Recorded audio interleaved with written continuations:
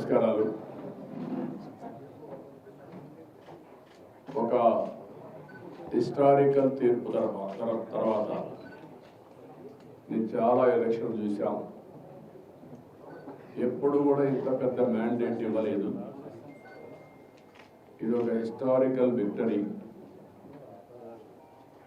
93% striking rate అనేది ఎప్పుడు జరగలేదు రాష్ట్ర చరిత్రలో, దేశ చరిత్రలో కూడా నాకు గుర్తున్నంత వరకు ఇంత హిస్టారికల్ విక్టరీ ఎప్పుడు రాలేదు. అదే సమయంలో అది అయిన తర్వాత నిన్ననే ప్రమాణ స్వీకారం చేయడం,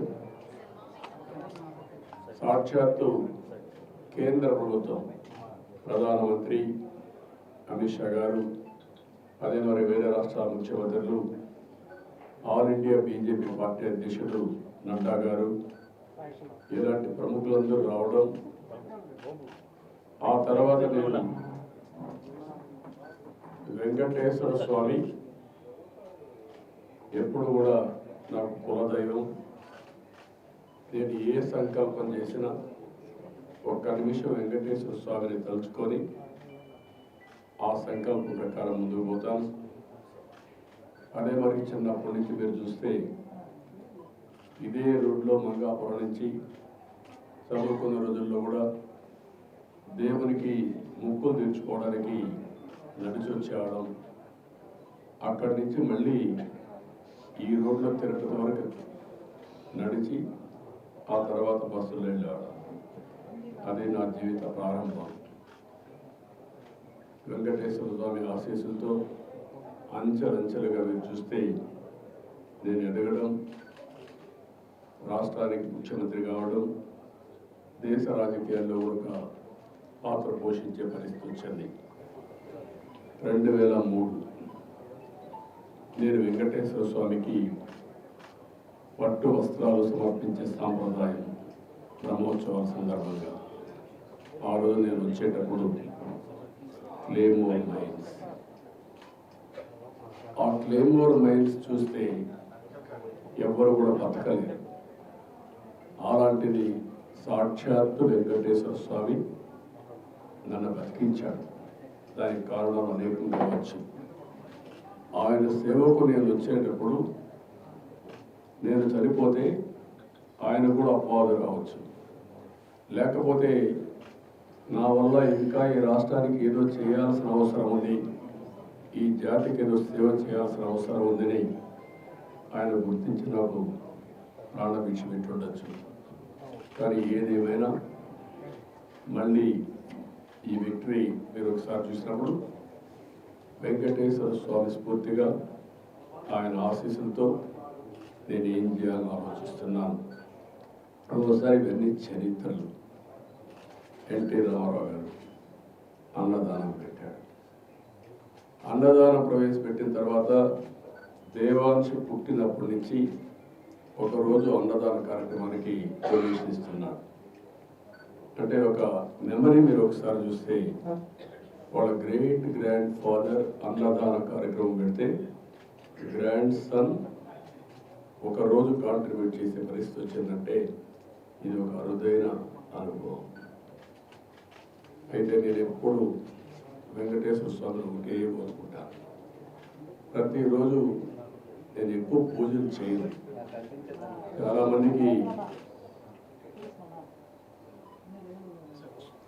మందికి నేను పూజలు చేస్తాను లేదు కూడా తెలియదు. కానీ నేను వెంకటేశ్వర స్వామికి పవిత్రమైన మనసుతో నిద్రలేసి బయట వచ్చేటప్పుడు ఒక్క నిమిషం ధ్యానం చేస్తాను, ప్రార్థన చేస్తాను. ఆ ప్రార్థనలో ఒకే విషయం కోరుకుంటాను, రాష్ట్రం సుభిక్షంగా ఉండాలి. ఇటీవల కాలంలో మీరు ఆలోచిస్తే నేను చేసే సింపుల్ ప్రేయర్, ప్రపంచంలోని భారతదేశం అగ్రస్థానంలో ఉండాలి, భారతీయుల్లో తెలుగు జాతి అత్యున్నతమైన స్థానంలో ఉండాలి, భారతీయులు ప్రపంచం మొత్తం నెంబర్ 1గా ఉంటే అందులో 30% తెలుగు వాళ్ళు ఉండాలి. అదే సమయంలో నేను వెంకటేశ్వర స్వామి కోరుకునేది, సంపద సృష్టించడం ఎంత ముఖ్యమో సృష్టించిన సంపద పేదవాళ్ళకి వెళ్ళాలి. సంపదగా కొంతమందికి పరిమితం కావడం కాకుండా పేదరికం లేని సమాజం, zero poverty nation, zero poverty state, zero poverty district, ఇవి జరిగినప్పుడు అందరూ కూడా మెరుగైన జీవన ప్రమాణాలతో ముందుకు పోయే పరిస్థితి వస్తుంది. అదే సమయంలో ఆర్థిక అసమానతను తగ్గించాలి. ఒక అతనికి 1,00,000 కోట్లు, ఒక అతనికి రోజుకు 100 రూపాయలు లేని పరిస్థితి. ఇవన్నీ కూడా ఏ విధంగా సాధ్యమో అని ఆలోచించినప్పుడు ప్రభుత్వం వల్ల సాధ్యం, ప్రభుత్వ విధానాల వల్ల సాధ్యం.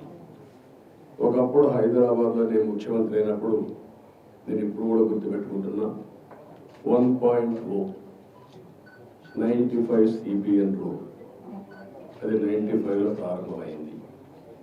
అంతవరకు పరిపాలన అంటే సెక్రటరియట్కే పరిమితమైన పరిపాలన ప్రజల మధ్యలో జరిగింది. అనేక కార్యక్రమాలకు శ్రీకారం చుట్టాం, అన్ని ఎలక్షన్లు తెలుసుకుంటూ వచ్చాం.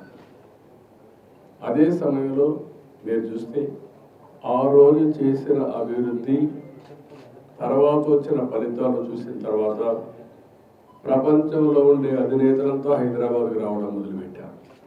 నేను పిలవలేదు ఎవరిని, వాళ్ళే వచ్చారు. ఎందుకంటే ఒక మంచి జరిగితే ప్రపంచం అంతా గుర్తిస్తుంది. ఆ గుర్తింపు ఎవరో తీసుకొచ్చాం, దాని ఫలితాలు ఈరోజు అక్కడ అనుభవిస్తున్నారు. అయితే ఇక్కడ ఎందుకు నేను మళ్ళీ ఇక్కడ రాజకీయాలకు వెళ్ళను, అయితే ఇక్కడ నా సంకల్పం ఈరోజు వెంకటేశ్వర స్వామిని కోరుకునేది ఒకటే కోరుకున్నాను. మన భారతదేశానికి ఒక పెద్ద సంపద కుటుంబ వ్యవస్థ. ఇది చాలామందికి అర్థం కాదు. కుటుంబం అంటే ఏమొస్తుంది అనుకుంటారు. భారతదేశంలో కుటుంబ వ్యవస్థ మీరు చూస్తే ఒక ఎనర్జీ రీఛార్జ్ చేస్తుంది, సెక్యూరిటీ ఇస్తుంది, ఒక ఆనందాన్ని ఇస్తుంది. ఎన్ని కష్టాలున్నా పంచుకునే భాగస్వాములు ఉంటారు. ఇలాంటివి చూసినప్పుడు నేను జైల్లో ఉన్నప్పుడు కూడా నన్ను పూర్తిగా ఆదుకునింది కానీ, నిలబడింది కానీ, మన వ్యవస్థలో కూడా కొన్ని ఉన్నాయి. ఎవరైనా కానీ ఇబ్బందుల్లో ఉంటే ఇలాంటి వచ్చి జైలు పోయినప్పుడు కుటుంబ సభ్యులకి అలో చేసేవాడు 2 సార్లు వారానికి, లేకపోతే లాయర్ని అలో చేసేవారు. అంటే మన వ్యవస్థలో కూడా ఇవన్నీ ఉన్నాయి. అందుకే వెంకటేశ్వర స్వామిని కోరుకునేది, నేను భారతదేశంలో ఉండే కుటుంబ వ్యవస్థ ప్రపంచానికి ఆదర్శం. వేరే దేశాలైన కుటుంబ వ్యవస్థ ఉండదు. ఇది కొనసాగించే విధంగా, ఈ వారసత్వాన్ని కొనసాగించే విధంగా వెంకటేశ్వర స్వామి కూడా ఆశీర్వదించారు ప్రతి ఒక్కరికి. రెండోది, వెంకటేశ్వర స్వామిని చూస్తేనే కలియుగ దేవుడు, మా ఇంటి విలువెలుపు.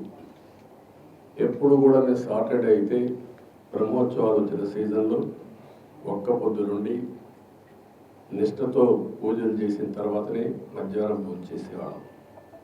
ఆ సాంప్రదాయం చిత్తూరు జిల్లాలో చాలా కుటుంబాల్లో ఉంది. అందుకే వెంకటేశ్వర స్వామి దేవాలయాలు ప్రపంచం మొత్తం ఎంతవరకు వీలైతే అంతవరకు ప్రమోట్ చేయాలని. ఎందుకంటే తెలుగు జాతి కూడా ప్రపంచం మొత్తం వెళ్ళింది, భారతీయులు కూడా వెళ్ళారు. ప్రతి ఒక్కరూ ఒకే కోరుకుంటారు. జీవితంలో ఒక్కొక్కరు కోరుకుంటుంది. ఎవరైతే క్రిస్టియన్స్ ఉంటారో వాళ్ళంతా జెరూసలేం వెళ్తారు, ముస్లిమ్స్ అంతా మక్కా వెళ్తారు. కలియుగ దేవుడైనటువంటి వెంకటేశ్వర స్వామిని ఒకసారైనా కలవాలి, చూడాలి, బ్లెస్సింగ్స్ తీసుకోవాలనుకుంటారు. ఎన్నిసార్లు వచ్చినా మళ్ళీ రావాలి అనే ఉద్దేశంతో ఇక్కడికి వస్తూ ఉంటారు. ఇది స్వచ్ఛందంగా ఒక వెంకటేశ్వర స్వామి టీటీడీ ఒకటే కాకుండా అందరూ కూడా వచ్చి ఎక్కడికక్కడ శ్రద్ధ చూపించి ఇప్పటికే ప్రారంభమైంది. ఇది ఉద్యమంగా చేసి ఇండియాలోనే కాకుండా ప్రపంచం మొత్తం వెంకటేశ్వర స్వామి దేవాలయాలు నిర్మించి తద్వారా వెంకటేశ్వర ఆశీస్సులు తీసుకోవాల్సిన అవసరం ఉంది. దానికి కూడా నాంది పలుకుతాం. అయితే ఇక్కడ నేను కోరుకునేది ఒకటి ఉంది. ప్రపంచం మొత్తం తెలుగు ఇండియన్స్ బాగుండాలి, దాంట్లో అగ్రస్థానంలో తెలుగు జాతి ఉండాలి.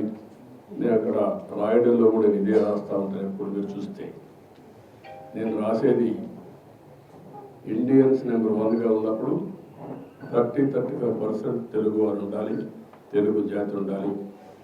అదే తెలుగుదేశం పార్టీ, అదే మా నాయకుడి కళ. అదే సమయంలో పేదరికం లేని సమాజాన్ని స్థాపించడం కోసం జీరో పావర్టీ ధ్యేయంగా పనిచేయడానికి అనునిత్యం నన్ను ఆశీర్వదించమని, శక్తిని సామర్థ్యాన్ని ఇమ్మని, ప్రజల సహకారాన్ని కూడా ఇమ్మని కోరినారు. అదే మరి ఆర్థిక అసమానతలు తగ్గించే విధంగా ఫస్ట్ ఒకప్పుడు మీరు చూస్తే సంపద లేనప్పుడు, సంపద సృష్టించడం తెలియనప్పుడు ఆర్థిక సంస్కరణ వచ్చిన తర్వాత సెకండ్ జనరేషన్ రిఫార్మ్స్ నేనే ప్రారంభించాను వెంకటేశ్వర స్వామి ఆశీస్సులతో. అందుకే మీరు ఈరోజు రోడ్లు చూస్తే బ్రహ్మాండమైన రోడ్లు వచ్చాయి. రాష్ట్ర రోడ్లు అన్ని పోయినాయి, కానీ నేషనల్ హైవేస్ వచ్చినప్పుడు ఫస్ట్ రోడ్ నేషనల్ హైవే వేసి రోడ్డు గుర్తుపెట్టుకోవాలి, చెన్నై టు నెల్లూరు. అది ప్రూఫ్ ఆఫ్ కాన్సెప్ట్. అది సక్సెస్ అయిన తర్వాత వాజ్పేయి గారు దేశం మొత్తం గోల్డెన్ క్వాడ్రిలేటరల్ రోడ్డు వచ్చింది. ఇప్పుడు జిల్లాల రోడ్లు వచ్చి అన్నీ అయిపోయినాయి. ఫస్ట్ టెలిఫోన్, మీరు అందరూ ఫోన్లు పట్టుకొని ఉన్నారు. ఒకప్పుడు ఫోన్ అన్నం పెడుతున్నా అన్నారు, ఇప్పుడు ఫోన్ లేకపోతే బతికే పరిస్థితి లేదు. అదొక నిత్యావసర వస్తువు అయిపోయింది. అది నిత్యావసర వస్తువే కాదు, పెద్ద ఒక వెపన్ అయిపోయింది, ఒక ఆయుధం. ఎక్కడున్నా మీరు వర్చువల్ వర్కింగ్ కోసం ప్రపంచంలో ఎక్కడున్నా అన్ని పనులు అయిపోయే పరిస్థితి వచ్చింది నాలెడ్జ్ కారణం. అందుకని ఈ రెండు కూడా సాధ్యం. ఆ సాధ్యం కావాలంటే వెల్త్ క్రియేట్ కావడం కాదు, సంపద సృష్టించడం కాదు, ఆ సంపద పేదవాళ్ళకి ఇచ్చే కార్యక్రమం శ్రీకారం చుట్టాలి. అయితే ఈ 5 సంవత్సరాలు పరిపాలన తిరుమల తిరుపతి దేవస్థానంతోనే ప్రారంభం కావాలి. ప్రక్షాళన, ప్రసాద, క్లీనింగ్, లేకపోతే పరిశుభ్రత అన్నిటికీ తిరోధకాలు చేశారు. కడాన నేను వస్తే పరదాలు కట్టే పరిస్థితి, ఇంకా హ్యాంగ్ ఓవర్ పోలేదు. పరదాలు కట్టేస్తున్నారు అంటే అలవాటు అయిపోయింది. రెండోది, మనుషులు వస్తే వాళ్ళకి హ్యాండిల్ చేయడం తెలియడం లేదు. మనుషులు వస్తే హ్యాండిల్ చేయడం తెలియదు కాబట్టి కర్ఫ్యూ పెట్టేయడం. కర్ఫ్యూ పెట్టేస్తే ఎవరు రారు, ఇంక నేరుగా వెళ్ళిపోవచ్చు, నేరుగా వచ్చేయచ్చు అన్నమాట. ఇలాంటి కల్చర్స్ అంతా చూస్తే చాలా బాధ వేస్తుంది. అదే మరి పెద్ద ఎత్తున అవకతవకలు జరిగాయి. ఎప్పుడు కూడా కక్ష సాధింపు చర్య ఉండకూడదు, కానీ తప్పులు చేసిన వాళ్ళు కూడా ప్రక్షాళన చేయకపోతే వెంకటేశ్వర స్వామి కూడా సహకరించాడు. దేవుడు కూడా చెప్పింది అదే, మంచి వాళ్ళని కాపాడుకోవాలి, చెడు వ్యక్తుల్ని శిక్షించాలి, సమాజాన్ని కాపాడాలి. అందుకే ఈరోజు నేను చెప్తున్నా, ఈరోజు నేను చేసిన సంకల్పం ఇది. నా జీవితంలో మా కుటుంబానికి నేను ఏమి ఇవ్వాల్సిన అవసరం లేదు. ఎందుకు ఆ మాట చెప్తున్నానంటే 35 ఏళ్ల మునిపే నేను ఒక చిన్న బిజినెస్ వాళ్ళకి పెట్టి, రాజకీయాలపైన మీరు ఆధారపడకూడదు. ఆ రోజంటే మా మిస్సెస్సే కాకుండా తర్వాత మా సన్ కానీ, మా కోడలు కానీ, మా మనవడు కానీ ఎవ్వరు ఆధారపడకుండా ఆ రోజు ఒక చిన్న బిజినెస్ వాళ్ళకి ఇచ్చాను. వాళ్ళు బాగానే చేసుకుంటున్నారు. కాబట్టి నేను వాళ్ళకి కాదు చేయాల్సింది, అయితే వాళ్ళకి టైం ఇవ్వాలి. నా జీవితంలో నేను చేసిన ప్రయత్నంతో టైం కూడా ఇవ్వలేదు. కొద్దిగా టైం ఇవ్వాలి కుటుంబానికి కూడా. అదే సమయంలో ఈ ప్రజలకు నేను రుణపడి, నిన్న జరిగిన ఎన్నికలు చూస్తే ఎవ్వరికీ నమ్మకం లేదు, భయపడ్డారు. కానీ నాకు నమ్మకం ఉంది, విశ్వాసం ఉంది, ప్రజల మీద అపారమైన గౌరవం ఉంది. నేను ఒకే మాట చెప్తాను, ప్రజలు గెలవాలి, రాష్ట్రం నిలబడాలి. తెలుగువారు ప్రపంచంలో ఎక్కడున్నా వచ్చి మీ బాధ్యత మీరు నిర్వహించమని చెప్పాను. ఆ బాధ్యత వాళ్ళు నిర్వహించారు. వాళ్ళు నిలిచారు, ప్రజలు గెలిచారు, రాష్ట్రాన్ని నిలబెట్టారు. వాళ్ళని మేము గౌరవించాలి. ఇప్పుడు ఆ కార్యక్రమానికి శ్రీకారం చుట్టాం. నేను ఏ ఒక్కరి వ్యక్తిని కాదు, వెంకటేశ్వర స్వామి సమక్షంలో చెప్తున్నా, నేను అందరి వాటిని 5 కోట్ల ప్రజల మనిషిని, నేను 5 కోట్ల ప్రజలకు సంబంధించిన వ్యక్తిని. అయితే ఇక్కడ పనిచేసినప్పుడు రకరకాల మీడియా ఉన్నారు, మీరు ఒక పని చేశారు. కొంతమంది అయితే ప్రజాస్వామ్యం కోసం పోరాడి నిద్రపోని రాత్రులు కోర్టు చుట్టూ తిరిగే పరిస్థితి, మీ మనోభావాలు వాస్తవాలను కూడా చెప్పలేని దుస్థితి మీరు అనుభవించారు. రాజకీయ పార్టీ నాయకులు, రాజకీయ పార్టీ కార్యకర్తలు విపరీతమైన క్షోభ అనుభవించారు.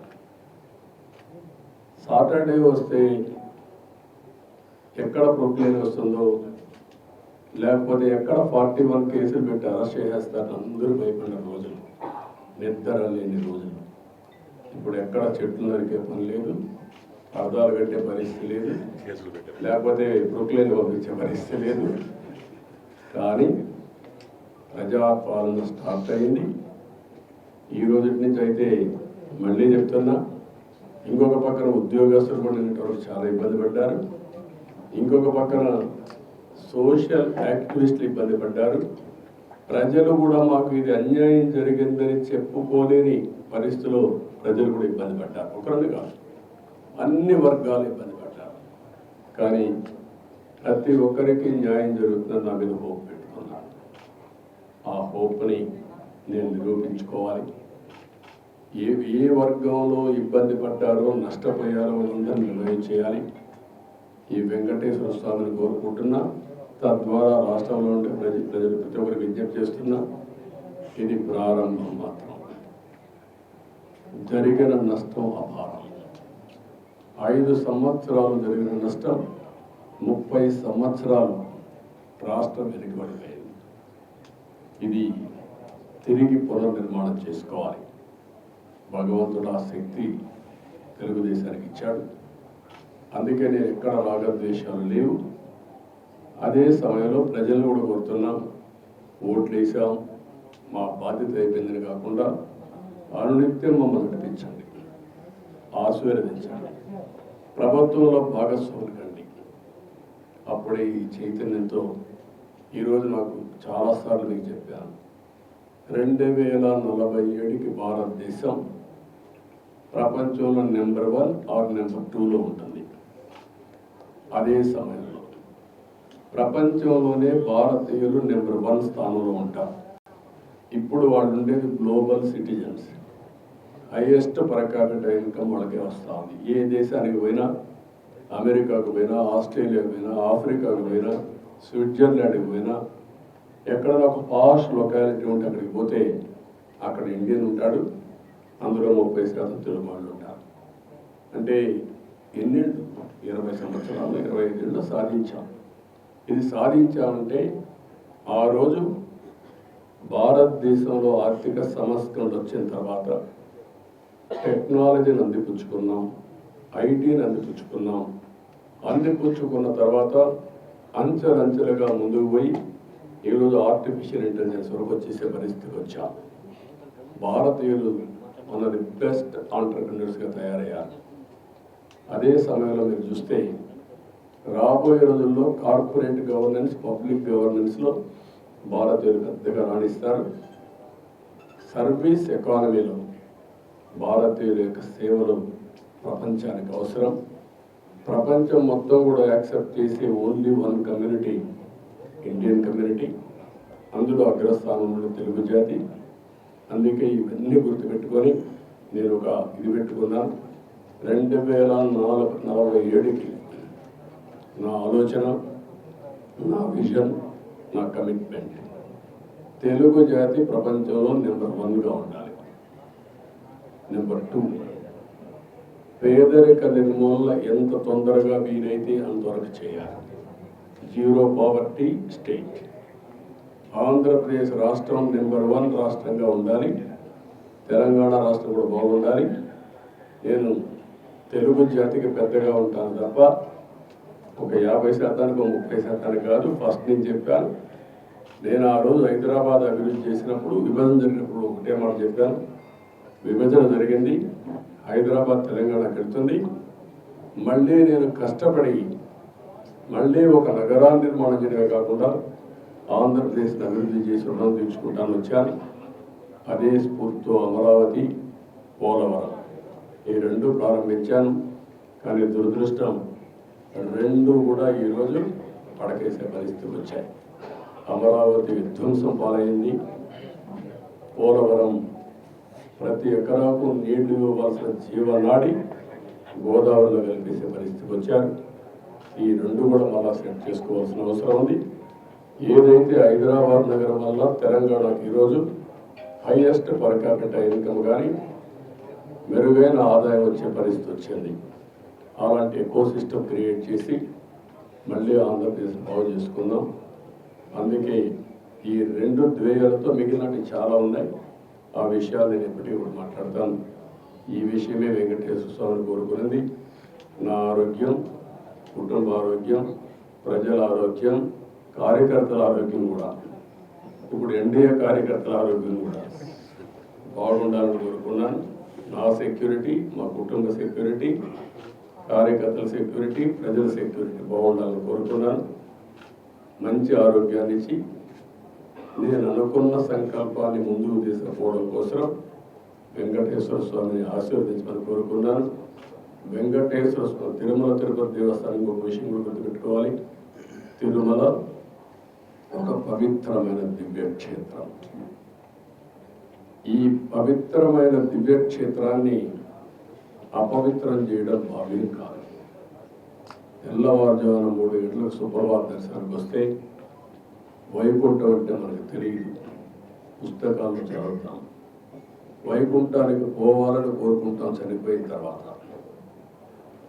ఆ సమయంలో ఇక్కడికి వచ్చి వెంకటేశ్వర స్వామి దర్శనం చేసుకుంటే వైకుంఠంలో ఉన్న అనుభూతి కలుగుతుంది. నేను ఎన్నోసార్లు ఫీల్ అయ్యాను, ఇప్పుడు కూడా ఫీల్ అవుతున్నాను. అందుకే నేను ఇక్కడికి వచ్చినప్పుడు అన్ని విషయాలు మర్చిపోయి ఒక పవిత్రమైన భావంతో పోవాలి. ఒకే స్లోగన్ ఉండాలి.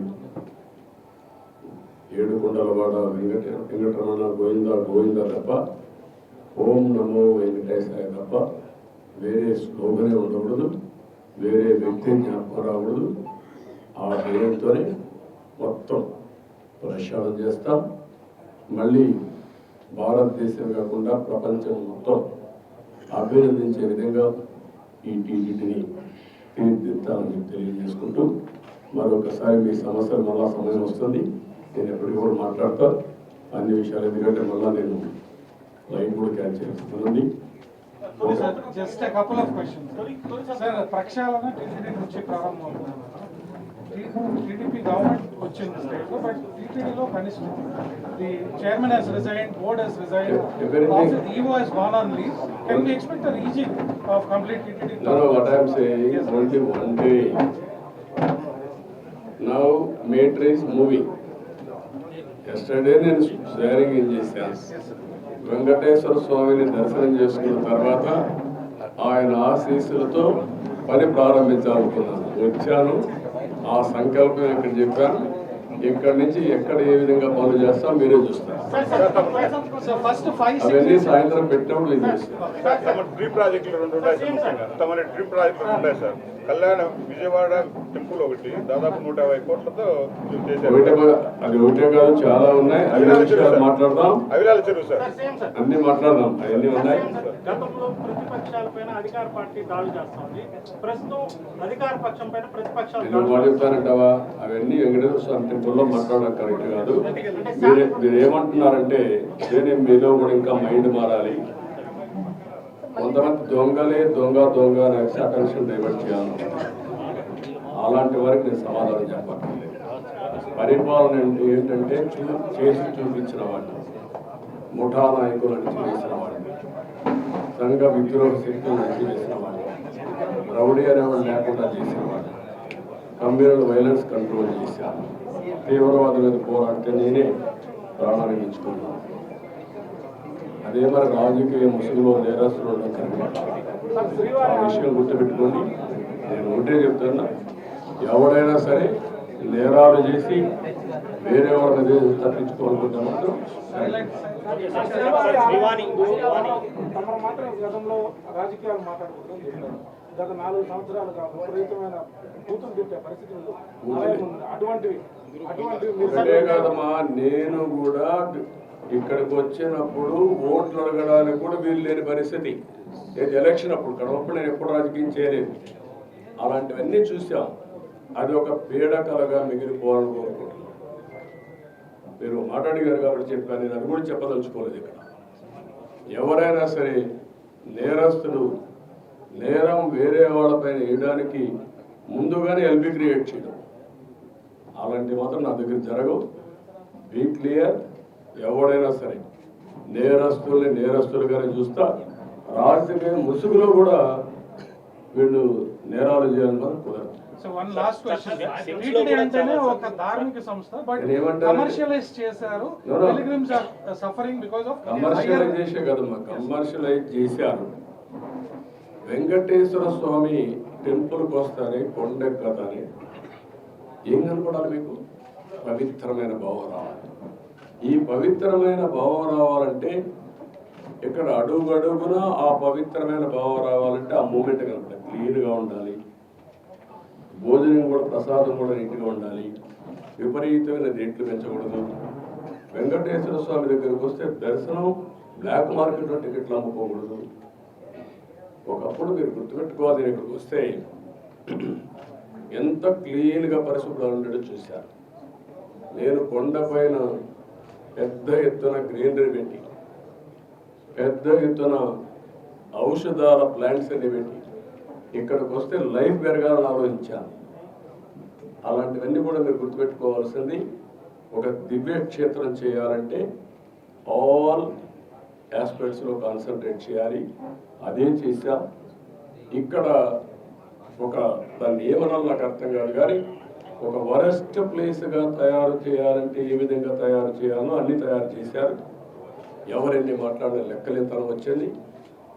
గంజాయి, అన్ని మత ప్రచారం, లేకపోతే లిక్కర్, నాన్ వెజిటేరియన్, విచ్చలవిడితనం, ఇష్టానుసారంగా వీడి యొక్క పైరులకు కేంద్రంగా తయారైపోయింది. వెంకటేశ్వర స్వామిని ఊరూరు తిప్పేశారు. మీరు గుర్తుపెట్టుకోవాలి, దేశంలో ప్రతి ఒక్కరికి ఒక ఆలోచన ఉంటుంది. ఆలోచన ఏంటి? వెంకటేశ్వర స్వామి అంటే ఒక పవిత్రమైన భావం, దేవుని కృప కావాలి. అలాంటిది పెళ్ళిళ్ళు జరిగిన, పేరెంటాలు జరిగిన వెంకటేశ్వర స్వామి తీసుకుపోయి పైరులు చేసుకోవడం ఏంటంటే ఇది విన్నారా ఎప్పుడన్నా? పట్టింది అంటే వెంకటేశ్వర స్వామిని మీ స్వార్థం కోసం అమ్మతారా? ఇష్టానుసారంగా పదవులు ఇచ్చుకుంటారా? మేము పదవులు ఇచ్చేది ఎందుకు? ఆ పదవి ఇచ్చి ఆ పదవి ద్వారా మీ యొక్క కోర్టు కేసులు లేకపోతే మీ పనులు చేసుకోవడానికి ఎక్కడికి పోయారు మీరు? ఏమయ్యారు మీరు? అంటే వెంకటేశ్వర స్వామి, నేను ఎన్నోసార్లు చెప్పాను, గుర్తుపెట్టుకోవాలి మీరు మళ్ళీ ఒకసారి. వేరే దేవుళ్ళు నెక్స్ట్ జన్మలో మీ మీద పనిష్మెంట్ ఇస్తారా, కానీ వెంకటేశ్వర స్వామిని నేను చూసా. ఎవరైనా వెంకటేశ్వర స్వామికి అపచారం చేసిన వారు, తలపెట్టిన వారు ఈ జన్మలోనే పనిష్మెంట్ తీసుకుంటారు. తీసుకున్నారు. మీరు తిరుపతిలో కూడా చాలా ఇన్సిడెంట్లు ఒకసారి లెక్కేసుకోండి. ఎవరైనా సరే, ఉద్యోగస్తులు కానీ బయట వాళ్ళు కానీ ఎవరైనా సరే దేవుడికి అపచారం చేసిన ప్రతి ఒక్కరూ శిక్ష అనుభవించారు. ఈ విషయాలు మీరు గుర్తుపెట్టుకోవాల్సిన అవసరం. కేంద్రం చేశారు. ఎర్రచందనాన్ని కూడా నేను గోడలు కూడా పెట్టాను, మీరు చూసుంటారు. గోడలు కూడా వెళ్ళబోతా ఉంది. ఇది ఎర్రచందనం స్మగ్లర్కే సీట్ ఇస్తే ఏం మాట్లాడతారు? చట్టాలు కూడా ఒక చేతులకు అప్పచెప్పేస్తున్నారు. చాలా ఉన్నాయండి, ఒకటి రెండు మాట్లాడడం కాదు, చాలా ప్రక్షాళన చేయాలి. ఇంకా వీళ్ళ డబ్బులు, రౌడీజం, దీంతోనే రాజకీయం చేయాలనుకుంటే ఏమీ జరగదు.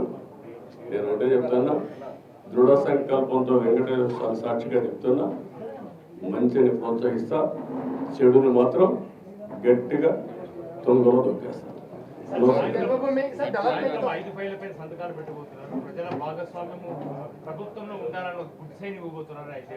చెప్తారు కదా, అన్ని చూస్తారు కదా, అన్ని చెప్పాల్సిన లేదు. భోంచే ముందు రుచి ఎందుకు కాదు. నేను ఒకటే చెప్పా, 1.0 చూశారు, 2.0 చూశారు, 3.0 చూశారు, 4.0కి వచ్చాను. ఇప్పుడు మీరు చూడబోతారు. ఇప్పుడు అందుకని అందరికి అపీల్ చేస్తున్న, ఆఫీసర్లు కూడా, ఎంప్లాయీస్ కూడా అపీల్ చేస్తున్నా, రాజకీయ కార్యకర్తలకు అపీల్ చేస్తున్నా. నష్టపోయాం, ఈ నష్టాన్ని రికవర్ చేసుకోవాలి. అందరం కూడా కలిసి పనిచేద్దాం, ముందుకెళ్దాం. Thank you. For more videos like this, subscribe Big TV channel.